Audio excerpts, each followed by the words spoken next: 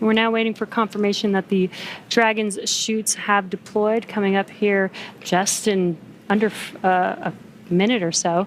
Just prior to the deployment of the initial drogue chutes, Dragon automatically safes the propulsion system. Dragon then deploys its drogue parachutes to stabilize and decelerate the vehicle.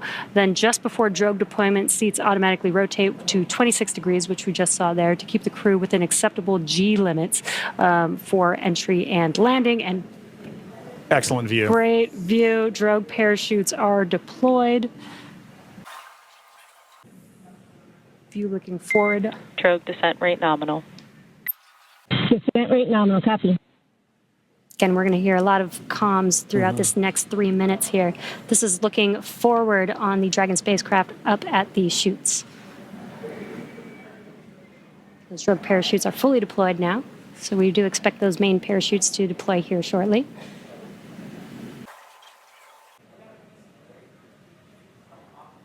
If you're just joining us, we have now confirmed that the AX4 crew on their return home is roughly 2.5 minutes out from splashdown, and our main chutes have deployed. Main chute descent rate nominal. Copy. Main chute descent rate nominal, 1,000 meters for Dragon. We copy 1,000 meters. Great visual confirmation, as well as those comms, that the 4 main parachutes have deployed. Again, we are going to be slowing down the vehicle from 350 miles per hour all the way down to just about 15, 16 miles per hour by the time that the vehicle touches down and splashes down into the ocean. Exactly right. You know, you mentioned these beautiful visual confirmations that we're getting. You know, an important aspect of today's specific splashdown is that it's occurring at night. That's Dragon 800. Copy 800 meters. 600 meters. SpaceX copies 400 meters. Reminder to brace for splashdown. That's right, maintaining the vehicle signature through things like cloud later and any kind of atmospheric disturbance allows us to maintain visual contact with the vehicle as it's making its final descent towards water landing. And it's a little foggy, as you can see there. Yeah, Pacific fog is rolling in. We've got some very bright lights as Dragon, you can see the ocean there. Dragon is about to touch down in just a few seconds here. And working their way towards the vehicle are the SpaceX and Axiom support teams that will be present for the next phase of our splashdown coverage today. At this point, we'll be waiting for confirmation of the crew's safe landing, and then we'll move into the phases of this mission, which are really, let's recover the vehicle, let's recover the crew, let's make our assessments, and at that point, we'll be covering. And we have splashdown of the AX4 crew back on planet Earth. Welcome home. We are happy to have you back home safely as well.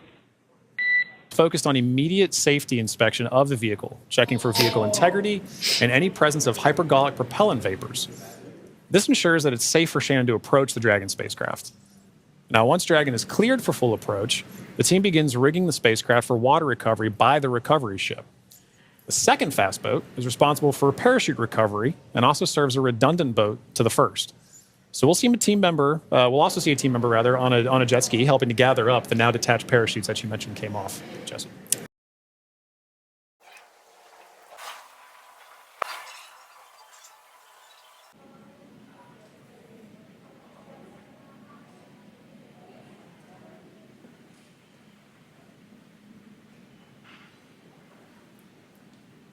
We're now looking at some additional views that we're getting in of the fast boats making their contact with the Dragon spacecraft.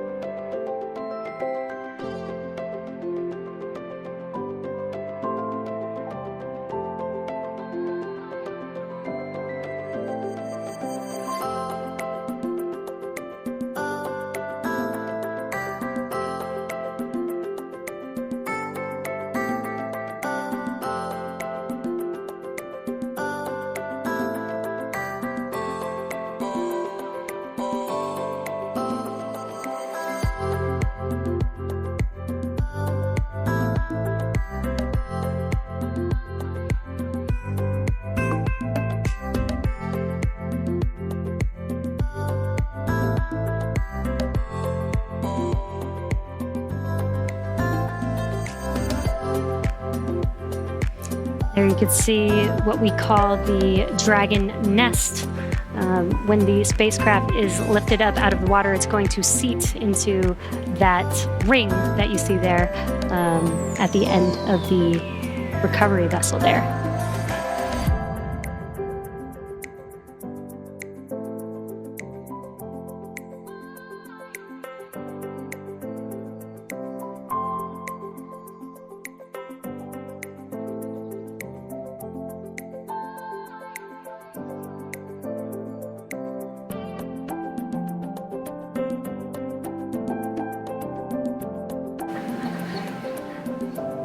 Dragon copies. Dragon SpaceX, capsule lift in progress, brace. Good verbal confirmations there and visual confirmations that we're getting a successful lift. Dragon copies.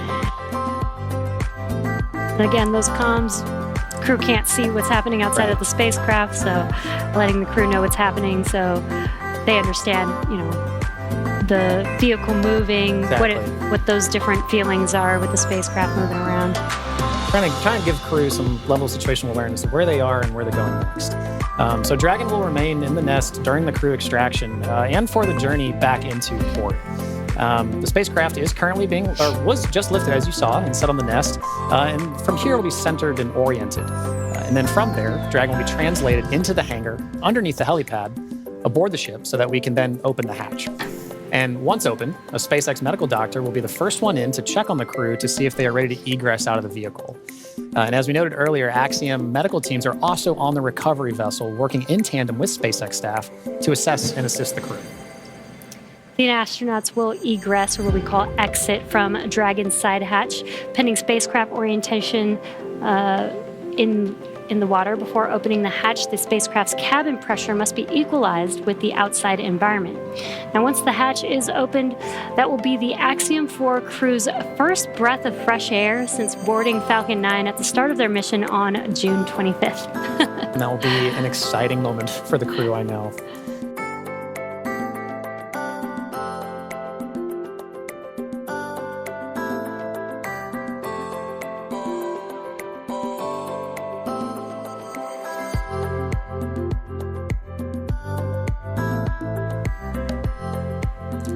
We have movement. Translation is beginning.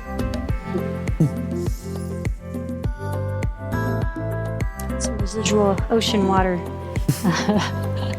splashing down, and then we are washing down the hatch area. Again, just preparing for the vehicle's side hatch to be open. Getting some of that salt water off, maybe some of that plasma from reentry off. Right, all nominal processes to ensure that that crew can safely egress the vehicle, but also that ground personnel are safely protected while handling the spacecraft and crew as well. So at this point, we can see SpaceX personnel positioning themselves to support in this, as well as the spacecraft making final approaches to that upper landing pad for crew to egress the vehicle.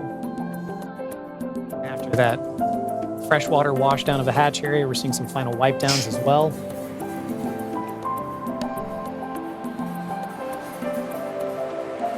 For those with a keen eye as well, you could see on the side of Grace, as it was making its approach towards the upper landing, the Axiom logo proudly displayed on the spacecraft. We had some great shots during the docking footage of SpaceX, Axiom, making a beautiful image of the vehicle docked to the International Space Station. It's a little worn. A little toasty. A little toasty. All part of nominal onset. 3,500 degrees Fahrenheit That'll will do that. Dragon SpaceX, stand by for side hatch opening and egress of some smiling faces. Here we go. All right, we're looking forward to it.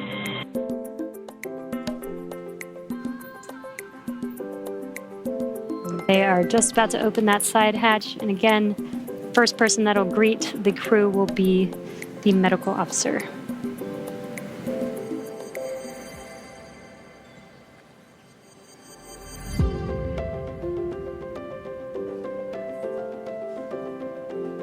The hatch is open, and ground crews are making first contact with the Axiom 4 crew.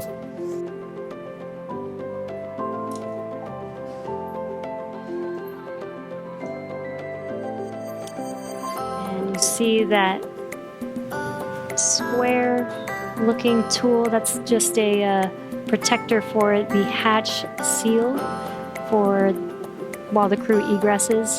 This is a reusable vehicle, so we are protecting both the crew as well as the spacecraft, making sure there's no damage that happens and that the crew doesn't bump their head on anything on the spacecraft. It's a good sign that they had good initial comms with medical personnel. So this time we are now if you're just joining us, we're waiting for the AX4 crew to egress or exit the Dragon spacecraft, also known as Grace, as part of the conclusion of their more than 20-day mission to the International Space Station. Now getting some great internal views of the AX4 crew in their spacecraft. I already saw some big smiles as we've all been saying. As we wait for the AX4 crew to egress the vehicle, you can see ground crew is still putting in aspects of I'm not going to call it rigging, but hardware to help the crew get out of the spacecraft more easily. Reminder that they've been in microgravity for a little over 20 days, and occasionally your first few steps back on Earth can be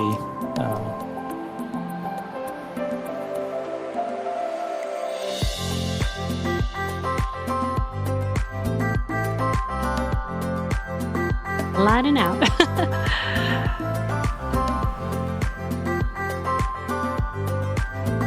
And there she is. We see Commander Peggy Whitson, all smiles, exiting the spacecraft Grace. That is a beautiful sight. Peggy Whitson, the AX4 commander, is home, having logged 695 days in space on 5 flights. She is the 7th on the all-time list for most days in space by a human. It's an incredible feat.